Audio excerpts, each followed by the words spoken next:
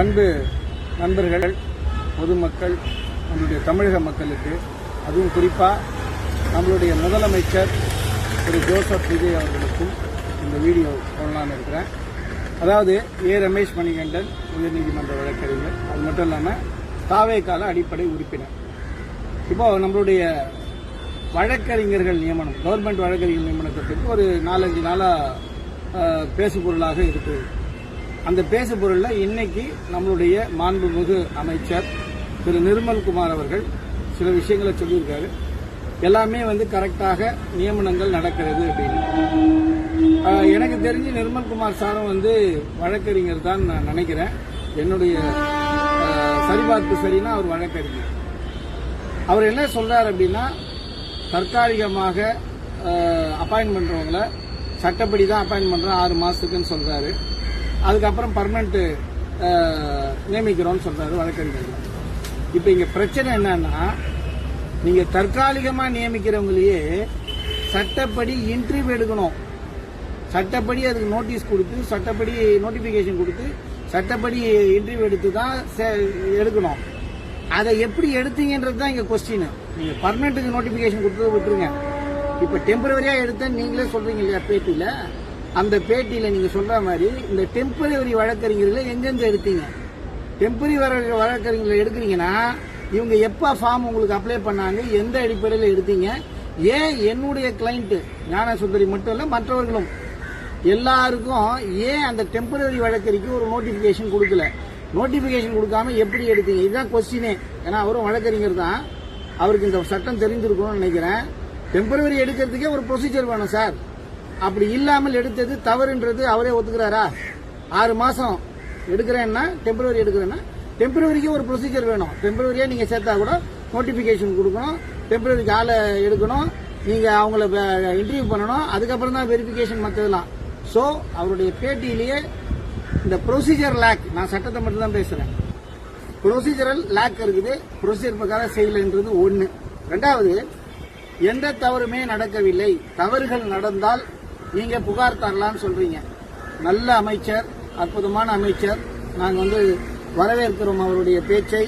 உண்மையிலே அமைச்சரை நாங்க வாழ்த்துறோம். எல்லாம் சரிதான். யாருக்கிட்ட புகார் தர்றது? எந்த போன் நம்பர் வச்சிருக்கீங்க? எப்படி புகார் தர்றது? புகார் தாங்கன்னு சொல்லிட்டு பொதுவாக ஒரு மீட்டிங்ல சொல்லிட்டு போறீங்க அமைச்சர். நீங்க என்ன செய்யணும்? உங்க போன் நம்பரை கொடுத்து, உங்களுடைய இமெயில் அட்ரஸை கொடுத்து, இதுக்கு அனுப்புங்க, எனக்கு போன் அடிங்க, நான் பிஏ கிட்ட கொடுத்துருக்கேன் போனு, இல்ல யாருக்கிட்ட கொடுக்குறேன், எதுவாக இருந்தாலும் சொல்லுங்க, உடனடி ஆக்ஷன் எடுக்கிறேன்னு சொன்னார்னா திரு அமைச்சர் நிர்மல்குமார் சார் சொன்னார்னா, முதல் ஆளா என்னுடைய கிளைண்ட் சார்பாக நானே எல்லா ஆடியோக்களையும் தருகிறேன். உங்களுடைய பிபி, நீங்க இப்ப டெம்பரரியா எடுத்தீங்களா பிபி, அந்த பிபி அவருடைய கூட இருக்கிறவங்க எல்லாம் சேர்ந்து 20 லட்சம் ரூபாய் லஞ்சம் வாங்கினதா சில பேருக்கு போஸ்டிங்கே கொடுத்தாங்கன்னு சொல்லக்கூடிய வீடியோ முதல் கொண்டு என்னிடத்தில் ஆதாரங்கள் இருக்கிறது. அந்த ஆதாரங்களை என்னோட கிளைண்ட் கோர்ட்லயும் சப்மிட் பண்ண சொல்லியிருக்காங்க. நீங்க இப்போ புதுசா இப்ப சொல்லிருக்கீங்க, ஒரு 4-5 நாள் கழிச்சு இப்ப பேட்டி கொடுத்துருக்கீங்க, புகார் தரலாம்னு சொல்லியிருக்கீங்க. நம்மளுடைய நிர்மல்குமார் சார், மாண்புமிகு அமைச்சர், அவருடைய போன் நம்பரும் இமெயில் ஐடியும் கொடுத்தா அந்த ஆடியோவையும் அனுப்பி வைக்கிறேன். அதே போல அது சம்பந்தப்பட்ட ஆவணங்களும் அனுப்பி வைக்கிறேன். உடனடியாக ஆக்ஷன் எடுக்கலாம். ஒன்று. ரெண்டாவது, ஒரு லீகல் ப்ரொசீஜர்ல எப்படியெல்லாம் அப்பாயின்மெண்ட் எடுக்கணும்னு ஒரு அமைச்சருக்கு தெரிந்திருக்க வேண்டும். அதனால தயவு செய்து இந்த நம்மளுடைய மாண்புமிகு முதலமைச்சர், ஏன்னா நானும் அவருக்கு தான் ஓட்டு போட்டேன், 1,72,00,000 பேர் அவரை நம்பி ஓட்டு போட்டாங்க. அவர்களுக்கு முதலமைச்சர் செய்ய வேண்டியது என்னன்னா, இது என்ன தவறு நடந்திருக்கிறது, அது தவறு நடக்கலன்றாரு, தவறு நடந்ததுக்கான ஆதாரங்களை தருகிறோம். அப்படி கொடுக்கும்போது அந்த ஆதாரத்தை வைத்து சட்டப்படி நம்மளுடைய முதலமைச்சர் நடவடிக்கை எடுக்கணும். ஏன்னா ஒரு விஷயம் என்னன்னா, 6 மாசம் டெம்பரவரி, அதுக்கப்புறமா பர்மனன்ட் பண்றீங்க. 6 மாசம் டெம்பரவரியில பர்மனன்ட் பண்றதுல இந்த விஷயங்கள்லாம் தனி. அந்த 6 மாசம் நியமிக்கின்ற வழக்கறிஞர்களுக்கு என்ன நாலேஜ் இருக்குது அப்படின்னு இன்டர்வியூ பண்ணிருக்கணும்ல. இன்டர்வியூ பண்ணாம நீங்க 6 மாசம் வச்சிருந்து அதுக்கப்புறம் பர்மனன்ட் பண்ணலையோ இல்ல நீக்கிறீங்களோ, அது வேற விஷயம். அதுவரையில் பொதுமக்களின் வழக்குகள் என்னவாகும்? வழக்கு வாதாடக்கூடிய திறமை இருப்பவர்கள் தான் அரசு வழக்கறிஞர்களாக ஆக முடியும். அரசு வழக்கறிஞர்கள் நாலேஜ் இல்லைன்னா முடிஞ்சது வேலை. இப்போ ஒன்றும் இல்லை, இப்போ என்னோட கிளைண்ட்டை நெருக்கடி கொடுத்து வாபஸ் வாங்க சொன்னது ஒரு பிபியோடைய கூட சேர்ந்தவர்கள். அதுக்கான ஆதாரங்கள் இருக்கிறது. நிர்மல்குமார் சார், நாங்கள் கோர்ட்டில் ஃபைல் பண்ணுவோம், அது வேற விஷயம். பென்ட்ரைவ்லேயே போட்டு ஜட்ஜிகிட்ட ஃபைல் பண்ண போகிறோம், அது வேற விஷயம்.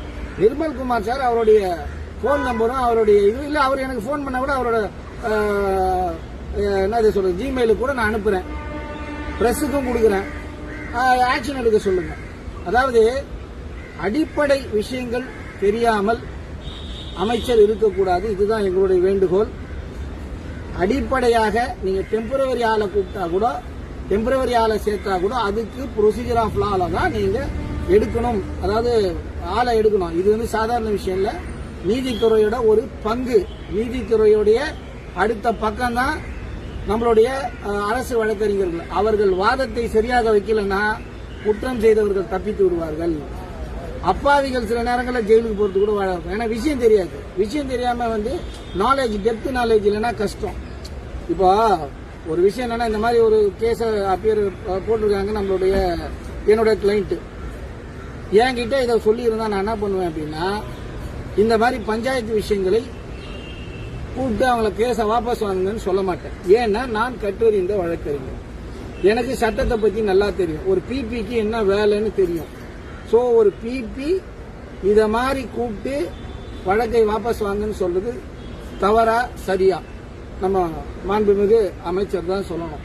இன்னொரு விஷயம் என்னன்னா, மாண்புமிகு அமைச்சரை பற்றியே அந்த ஆடியோவில் நிறைய விஷயம் சொல்லியிருக்காங்க. பிபி வேணும்னு சொன்னார்னா பிரஸுக்கும் கொடுக்குறேன், அதே போல அமைச்சருக்கும் அனுப்புறேன், முதலமைச்சர்கிட்ட கேட்டால் முதலமைச்சருக்கும் சேர்த்து அனுப்புறேன். உங்களை நம்பி, அதாவது எங்களுடைய தளபதி விஜய் அவர்கள், நானும் தவறு செய்ய மாட்டேன், என்னை கூட இருப்பவர்களும் தவறு செய்ய விட மாட்டேன், அதே போல யாராவது தவறு செய்திருந்தால் அதுவும் நடவடிக்கை எடுப்பேன்னு சொன்னார். அவர் சொன்னதை நம்பி நாங்கள் ஓட்டு போட்டோம். அதே போல அவர் சொன்னதை நம்பி நாங்க அவரை உச்சி முகர்ந்து கொண்டாடினோம். இப்பொழுது தவறு நடந்திருக்கிறதா இல்லையா? இப்ப அவர் மினிஸ்டர் ஒரு விஷயம் சொல்றாரு, நாங்க ஒரு விஷயம் சொல்றோம். பல மாவட்டங்கள்ல போராட்டங்கள்லாம் நடக்குது, அதுவே உங்களுக்கு தெரியும். அது அமைச்சர் சொல்றதுக்கு போராட்டம் நடக்குது, பேப்பர்ல டெய்லி வருது போராட்டம். கோயம்புத்தூர்ல போராட்டம், ஒரு இவருக்கு ஃபைன் போட்டுக்கிறாங்கன்றாங்க கலெக்டருக்கு. இதெல்லாம் வந்து கொண்டிருக்கிறது. இப்ப நாங்க புதுசா ஒன்றும் சொல்லல, ஆல்ரெடி இருக்கிற பிரச்சனையை தான் கோர்ட்டுக்கு எடுத்துட்டு போயிருக்கோம். அப்போ இது மாதிரி ஏதோ ஒரு விஷயம் இருப்பதை முதலமைச்சர் என்ன செய்யணும் அப்படின்னா, அதை தனி கவனம் செலுத்தி என்ன பிரச்சனை இருக்கிறதுன்னு அவர் ஒரு ஆலோசனை செய்து, ஏன் முதலமைச்சரே ஒரு பிரஸ் மீட் கொடுக்கலாமே, ஒன்றும் தவறு இல்லையே. நாங்க எதிர்பார்க்கறது எங்க முதலமைச்சர் ரியல் ஹீரோவா இருக்கணும், அதுவும் தமிழகத்திற்கு அரசியல் ரியல் ஹீரோவா இருக்கணும் நாங்க ஆசைப்படுறோம். இப்ப கூட எங்களுடைய என்னோட கிளைண்டா இருக்கட்டும், இல்ல வழக்கறிஞராக நானாக இருக்கட்டும், நாங்க எதிர்பார்க்கறது என்னன்னா, எங்களுடைய முதலமைச்சர் அவர் என்ன சொன்னார், எந்த ஊழலும் எந்த லஞ்சமும் இல்லாமல் அரசை செய்வேன் என்றாரோ அதை செய்ய வேண்டும் என்பதுதான் எங்களுடைய ஆசை. அதற்காகத்தான் அந்த கட்சியில அடிப்படை உறுப்பினராக இருந்தாலும் இவ்வளவு அளவுக்கு சட்ட ரீதியான போராட்டங்களை செய்கிறோம்.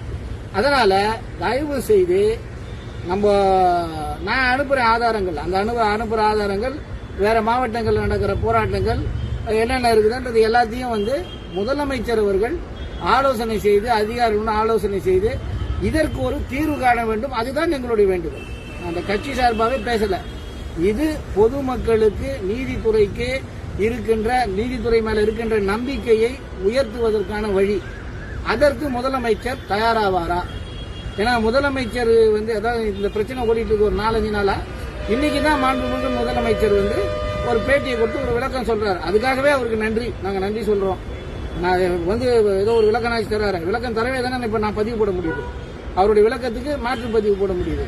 ஸோ தயவு செஞ்சு செல் போன் நம்பர் யாருடையதுன்னா நம்மளுடைய அமைச்சருடையதையும், அதே போல அவருடைய இமெயில் அட்ரஸையும் கொடுத்தா, நான் கூட என்னுடைய நண்பர்கள்லாம் நிறைய பேர் அது பிறகு பாதிக்கப்பட்டிருக்காங்க, எல்லாருமே வந்து எல்லா விஷயங்களையும் உங்களுக்கு மனுவாகவும் என்னென்ன ஆதாரங்கள் இருக்குதோ உங்களுக்கு அனுப்புவாங்க. அனுப்பின பிறகு நீங்க ஒரு தீர்வை எட்டுவதற்காகவோ நடவடிக்கை எடுப்பதற்காக செய்ய வேண்டும் என்று வழக்கறிஞர் என்கின்ற முறையிலும், என்னோட கிளைண்ட்டுக்கு வழக்கறிஞர் என்கின்ற முறையிலும், ஆவேகாவில் நான் வந்து ஒரு உறுப்பினர் என்கின்ற முறையிலும், வழக்கறிஞர் சமுதாயத்திற்காகவும் நீதித்துறையின் மேன்மைக்காகவும் நீதித்துறை மீது இருக்கின்ற நம்பிக்கை மேலும் டெவலப் ஆகணுன்றதுக்காகவும் இந்த கோரிக்கையை தளபதி விஜய் அவரிடமும் நம்முடைய மாண்புமிகு அமைச்சர் நிர்மல்குமார் அவர்களிடமும் கேட்டுக்கொள்கிறேன். தயாராக இருக்கிறாரா நிர்மல்குமார் சார்?